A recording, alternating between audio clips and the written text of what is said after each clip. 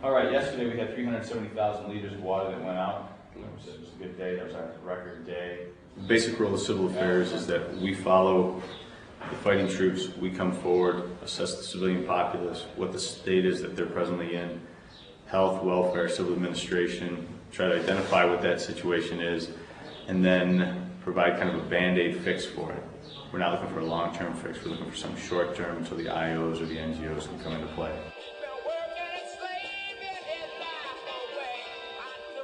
We've identified a number of tasks that we're trying to do whenever we go into any town. Good morning. A list of responsibilities: water, then it's sanitation / electricity, then it's medicine, and then it's food.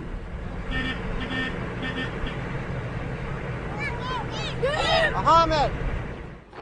Let's get somebody else over here! We've been informed that it's been 2 or 3 days since they had water, so we need to ensure that the hospital gets the proper water. So our job today also is to make sure that the hospital gets water. This is coming in from Kuwait. Local personnel come in with their own vehicle, and they fill up here, they take it out to the town and deliver water out to the town. Those of us coming from Western countries, we immediately think that if you have a water station and pipes that go to the houses, that automatically everybody has a normal water system.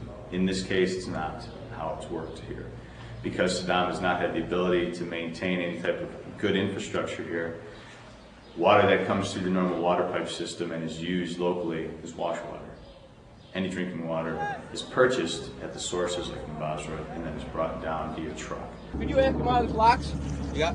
That's it. Okay.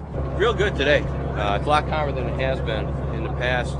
There's been times when we couldn't get the hoses to the tanks.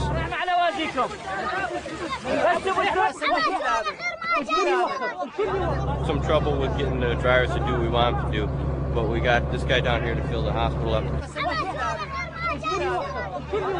a scale of 1 to 10, 1 being that they can't stand us, 10 being that they love us to death, we're at about the 5 point. We can go either way. Closer to a 6 with the idea that we're providing food and water and getting the basic infrastructure going again. But they still don't trust us. And Saddam is still in power. So even if they like us, because we're gaining friends and allies here, the problem is until he's gone, they're not going to go ahead and trust us. We're at the judgment phase, where they could be pro-coalition or they could become anti-coalition, depending on what occurs probably in the next 5 days. We moved 325,000 liters of water yesterday, and about the same as the day before. And that's about 10 liters of water per person that's out in the community, so they're not as desperate. They don't feel like, oh, I gotta get it now at any means. So things are looking up very much. What's your name? Buddy? What's your there name? goes him. I'm Dan. Yeah? I'm Dan. We can use this, or we'll use this kind of as a template as we go forward, because now we understand how their water works, how their electrical works, how their food distribution works, what the normal view is of the average Iraqi as we come forward. So those of us who've done the time here, we have a better understanding of how to work as we go forward. Ah, what a beautiful day. That's it? Just 90? War is a horrible thing, you know, and it always disrupts lives, and it does, you know, so many bad things, but... Oh, this is beautiful right here. Shade. Woo!